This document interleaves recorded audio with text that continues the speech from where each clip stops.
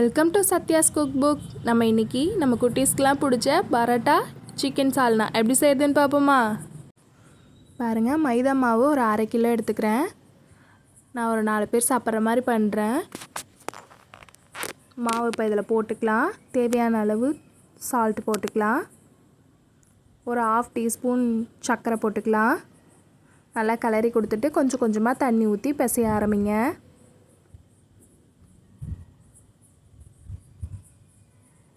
எடுத்ததும் நிறைய தண்ணி ஊற்றிடக்கூடாது, கொஞ்சம் கொஞ்சமாக ஊற்றி பிசையணும். இந்த மாதிரி பதத்துக்கு வரணும்.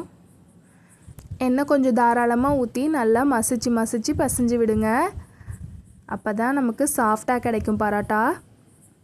பாருங்கள், இந்த மாதிரி நல்லா பிசைஞ்சு விடணும். நம்ம எவ்வளோக்கு எவ்வளோ ஊற விடுறோமோ அவ்வளோக்கு அவ்வளோ பரோட்டா நல்லா சாஃப்டாக கிடைக்கும். கடாய் வச்சு எண்ணெய் ஊற்றிக்கிறேன். ஸ்பைசஸ்லாம் போட்டுக்கிறேன்.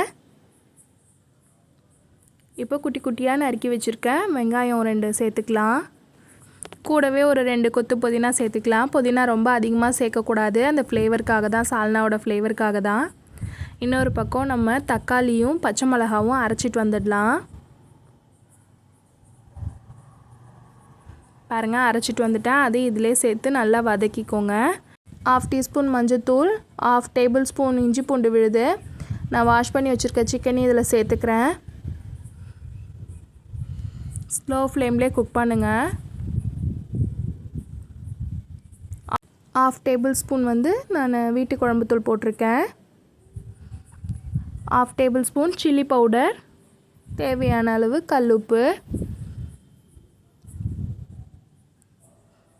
வதக்கிட்டு இப்போ நம்ம தேவையான அளவு தண்ணி ஊற்றிக்கலாம். ஒரு மூடி போட்டு ஒரு 7 நிமிஷம் நம்ம குக் பண்ணலாம். இன்னொரு பக்கம் தேங்காய் பேஸ்ட் அரைச்சிட்டு வந்துடலாம். தேங்காய், கொஞ்சமாக மல்லி, ஒரு கொத்து கருவேப்பிலை, 1/4 டீஸ்பூன் சோம்பு, இதை நம்ம அரைச்சிட்டு வந்துடலாம். பாருங்கள், நல்லா எண்ணெய் பிரிஞ்சு வந்திருக்கு. இப்போ நான் அரைச்சிட்டு வந்த விழுதையும் இதில் சேர்த்துக்கிறேன்.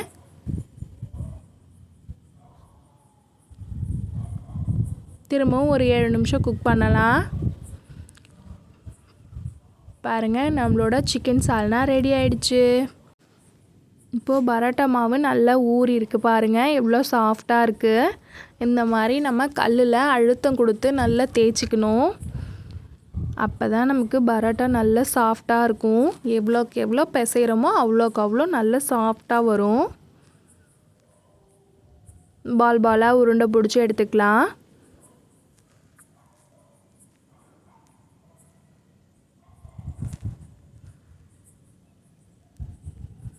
இப்போது ஒன்று ஒன்றா இந்த மாதிரி தட்டி நம்ம சப்பாத்தி கட்டை வச்சு எவ்வளோக்கு எவ்வளோ டிரான்ஸ்பரண்ட்டாக நம்ம தீற்ற முடியுமோ அவ்வளோக்கு அவ்வளோ டிரான்ஸ்பரண்ட்டாக தீத்திக்கலாம்.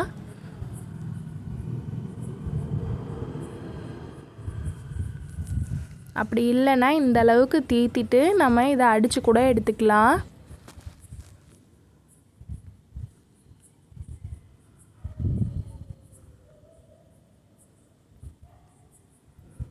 பாருங்கள், இந்த அளவுக்கு நான் தீத்திக்கிட்டேன்.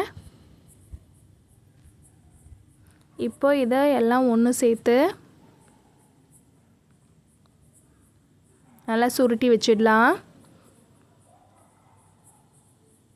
அப்பக்கப்போ கொஞ்சம் எண்ணெய் தொட்டுக்கோங்க, அப்போ தான் ஒட்டாமல் வரும்.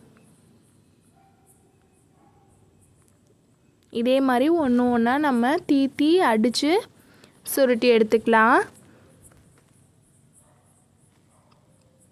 இந்த மாதிரி தான் அடிக்கணும்.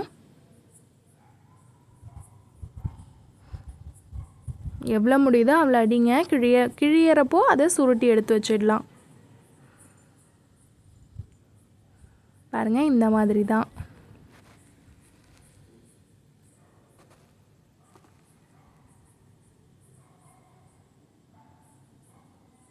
பாருங்கள், நான் உங்களுக்காக திரும்பவும் இன்னொரு வாட்டி செஞ்சு காமிக்கிறேன்.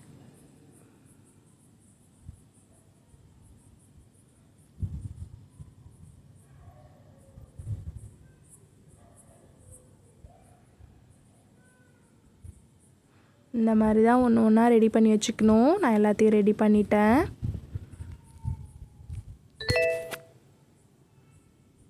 இப்போது அதை ரொம்ப அழுத்தம் கொடுக்காம மேலாக தீற்றணும். நம்ம கையாலே கூட தட்டி கொடுக்கலாம், ஆனால் நான் சப்பாத்தி கட்டையால் தீத்துறேன். ரொம்ப அழுத்தக்கூடாது, அழுத்தினா நமக்கு அந்தளவுக்கு சாஃப்ட் கிடைக்காது, ட்ரையாக இருக்கும். பாருங்கள், தோசை தவா நல்லா சூடேறிடுச்சு. இப்போ நான் போடுறேன். நல்லா சூடானதுக்கப்புறம் தான் போடணும். திருப்பி போட்டு எண்ணெயை லைட்டாக மேலே தடவி விடுங்க. திருப்பி திருப்பி போட்டு எடுங்க.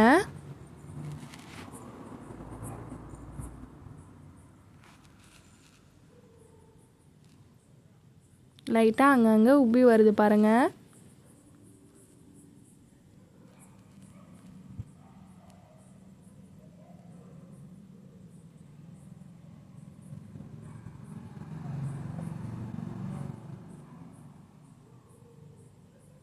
இப்போ அது சூட்லேயே இந்த மாதிரி தட்டிக்கலாம். அப்போ தான் நமக்கு லேயர் லேயராக வரும். உங்களுக்கு பார்க்கும்போதே தெரியும் எவ்வளோ ஒரு சாஃப்டாக வந்திருக்குன்னு. இங்கே பாருங்கள், நல்லா சாஃப்டாக வந்திருக்கு பாருங்கள்.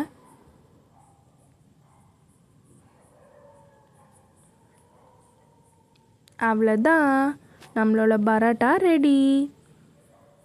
சூடான பரோட்டா கூட சிக்கன் சால்னா ஊற்றி சாப்பிட்டோம்னா டேஸ்ட் அல்டிமேட்டாக இருக்கும். கண்டிப்பாக ட்ரை பண்ணி பாருங்கள். உங்களுக்கு என்னோடய சேனல் பிடிச்சிருந்தா சப்ஸ்கிரைப் பண்ணுங்கள், லைக் பண்ணுங்கள், ஷேர் பண்ணுங்கள், கமெண்ட் பண்ணுங்கள். தேங்க்ஸ் ஃபார் வாட்சிங்.